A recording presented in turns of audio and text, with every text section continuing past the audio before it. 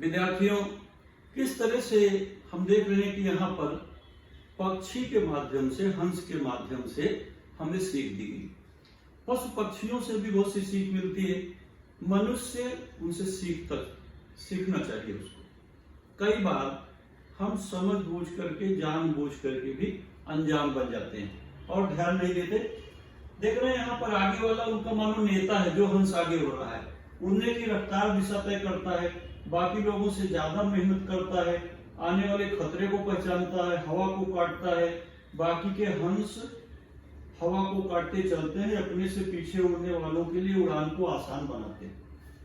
किस तरह से वो मेहनत करता है। इसी तरह से जीवन में हम सबको काम करना चाहिए। नेता यानी जो अगुआ है, पहले बात उसे जिम्मेदारी का पालन करना चाहिए।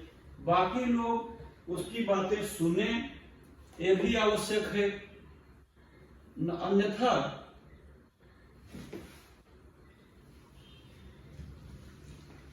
वह पिछड़ जाएगा, आगे के कार्य उसके छूट जाएंगे और फिर वह इस तरह से अपनी गति और दिशा नहीं तय कर पाएगा। तो चाहे हमें किससे भी सीखना पड़े, जीव जंतु, पशु पक्षी हैं, उनकी ध्वनियां हैं, उनके चलने के तरीके हैं, ये सब भी हमें एक सीख देते हैं।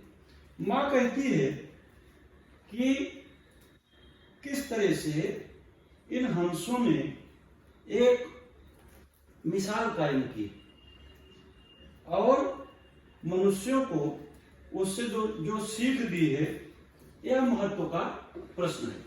यहाँ पर जब एक थक जाता है तो दूसरा उसकी जगह ले लेता है। इसी तरह ये सब हंस उड़ते उड़ते उड़ते उड़ते बहुत दूर तक चले जाते हैं। 10-10, 15-15 घंटे की उड़ान तय करते हैं। ये तो हंस की मेहनत, उनका पराक्रम, उनका नियम पूरे पक्षी हंस समुदाय में चलता है। विद्यार्थियों, हंस और एक बात के लिए जाना जाता है, हंस सबसे ज्ञानी पक्षी है। हंस को मलाल भी कहते हैं। हंस के अंदर नीर क्षीर विवेक का गुण है। नीर क्षीर विवेकी है। नीर यानी पानी, क्षीर यानी दूध। अगर आप दूध और पानी रख दो मिला के, तो हंस जो है दूध को पी लेगा, पानी को छोड़ देगा। यह गुण किसी अन्य जीव में नहीं, सिर्फ हंस में है। इसीलिए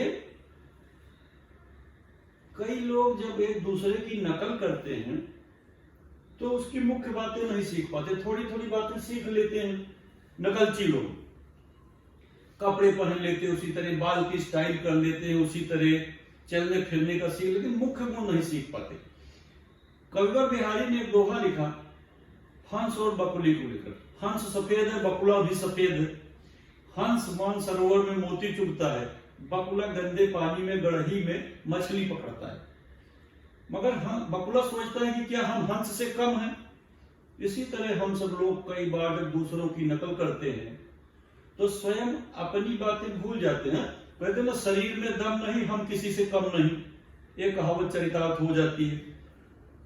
बकुला हंस की नकल करता है, कहता हमारे भी पंख सफेद हैं, हमारी भी चोंच लाल है। तो कविवर बिहारी ने एक दोहा लिखा। क्या दोहा लिखा उन्होंने ऐसा दोहा लिखा कि जब हम किसी की नकल करते हैं तो पूरी नकल करनी चाहिए, अन्यथा बीच में ही हम उलझ जाते हैं। इससे संबंधित कई कहानी भी आप लोगों ने सुनी होगी। तो बिहारी का जो दोहा है उसकी मैं पंक्तियां सुनाता हूं। चरण चोंच लोचन रंग्यो चलो मराली चाल, नीर क्षीर विवरण समय बक उभरत ते काल। एक बार फिर से सुनिए। चरण पैर, चोंच लोचन, लोचन माने आंखें, चरण चोंच लोचन रंग्यो चलो मराली चाल। बकुला ने हंस के जैसे सब रूप बनाया और हंस के जैसे थोड़ा चलने का अभ्यास कर लिया, रिहर्सल किया। जैसे आप लोग जब कोई प्रोग्राम वगैरह होता है तो पहले रिहर्सल करते हो। मगर नीर क्षीर विवरण समय, जब उसने कहा कि हम हंस से कम नहीं हैं, तो लोगों ने कहा हम तुम्हारी परीक्षा लेंगे तब मानेंगे। परीक्षा लेने के लिए कहा चलो दूध और पानी को अलग करो। तो नीर क्षीर विवरण समय बक उभरत ते ही काल, बकुला मुहबा दिए। क्योंकि उन्होंने असली गुण तो हंस का सीखा ही नहीं। तो इसलिए विद्यार्थियों, जीवन में जो नकल करने की प्रवृत्ति है, कई बार लोग जब नकल करते हैं तो जिसकी नकल करते हैं उसका पूरा गुण सीखिए, अन्यथा आप अधूरे में लटक जाएंगे। जैसे बकुला कभी हंस नहीं बन सकता, हंस ज्ञानी है। यहाँ पर तो पहले संस्मरण में इस तरह हंस की चर्चा की गई है विद्यार्थियों। यहाँ पर स्वमत अभिव्यक्ति का जो प्रश्न है, कर भला तो हो भला कहावत से आप कहां तक सहमत है? देखिए, एक कहावत है, कर भला तो हो भला। हंस जब आगे चलता है, लोगों को लेकर चलता है, तो ये नहीं सोचता कि हम ज्यादा मेहनत क्यों करें, हम ज्यादा परिश्रम क्यों करें, ज्यादा दिमाग क्यों लगाएं, बाकी लोग क्यों आराम करें। मानो एक परिवार है, परिवार में जैसे मुखिया पिता है, वो ज्यादा परिश्रम करता है, काम करता है, घर में और लोग कुछ उसका सहयोग करते हैं, कुछ लोग काम नहीं करते, कुछ लोग कम काम करते हैं, मगर समय आने पर फिर वो उसी तरह प्रश्न करते हैं। यही बात यहाँ पर इस कहानी में बताई गई है। माँ ने लेखक को बताया कि आगे चल करके जब पहले वाला हंस थक जाता है तो वो पीछे आ जाता है, उसका स्थान दूसरे पक्षी दूसरा हंस ले लेता है, फिर पीछे वाला आगे आ जाता है, बीच वाला आगे आ जाता है। लेखक को ऐसा लगता है मानो एक परिवार है, आगे चलने वाला हंस मानो पिताजी हैं, उसके पीछे माँ है, चाचा हैं और भाई बंधु हैं, फिर सबसे पीछे हम हैं जो बच्चे हैं अभी। ऐसे ऐसे वो जगह बदलते रहते हैं। एक समय आएगा जब मैं बड़ा हो जाऊंगा, तब मैं आगे आ जाऊंगा, फिर पिताजी से कहूंगा कि अब आप आराम करिए, आपकी जगह मैं आगे उड़ूंगा। इस तरह मानो हंस पक्षी के माध्यम से लेखक के मन में जो प्रश्न पैदा हुए, उसका माँ ने अनेक तरह से उनको उत्तर दिया। तो यहाँ पर कर भला तो हो भला का अर्थ है कि हमें अच्छी सोच हमेशा रखना चाहिए, अपने साथ साथ अन्य लोगों की भी भलाई करनी चाहिए, तो इसका परिणाम भी अच्छा होता है। कहते ना, बुरे काम का बुरा नतीजा। दूसरा यहाँ पर प्रश्न है, भारतीय गांव धीरे धीरे बदल रहे हैं, इससे आप कहां तक सहमत हैं? गांव का वातावरण बदल रहा है, गांव का शहरीकरण हो रहा है, पेड़ पौधे कट जा रहे हैं, वहां पर भी बड़े बड़े मकान, सड़कें, बिजली पानी की सुविधाएं हो जा रही हैं, एक प्रश्न है।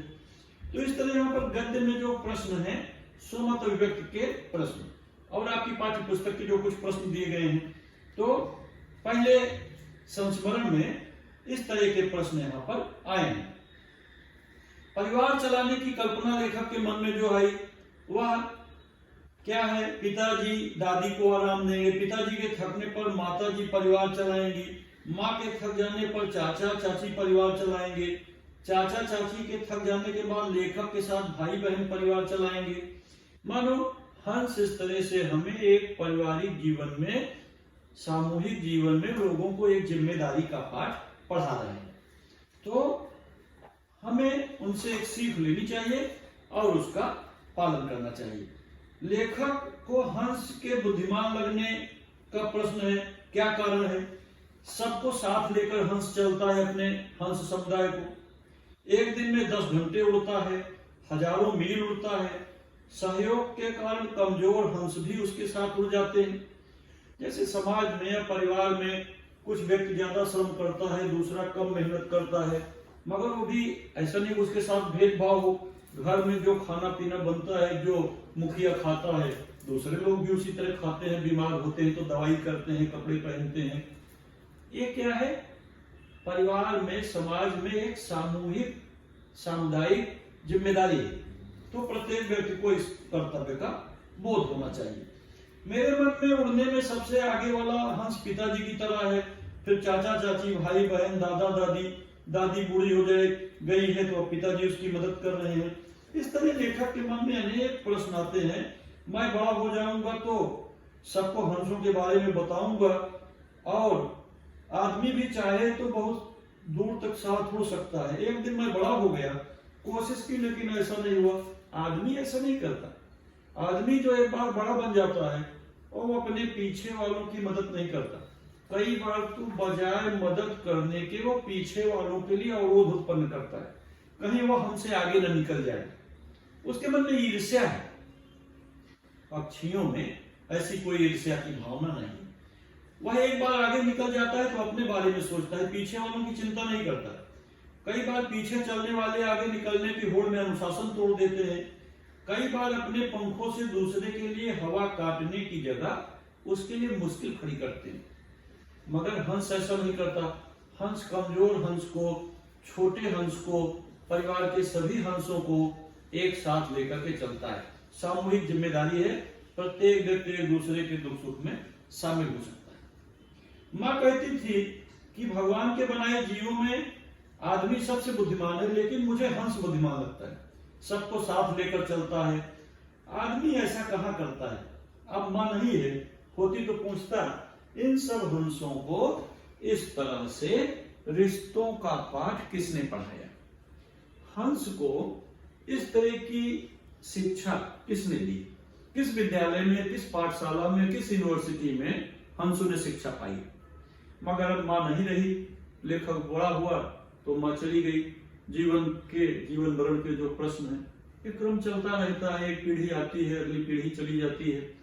मगर यहाँ पर जो लेखक ने हमें सीख दी, सामूहिक जीवन प्रणाली, हंस किस तरह से एक दूसरे का सहयोग करते हैं, आदमी क्यों नहीं ऐसा करता। एक बार जो बड़ा बन जाता है वह अपने पीछे वालों की सहायता क्यों नहीं करता।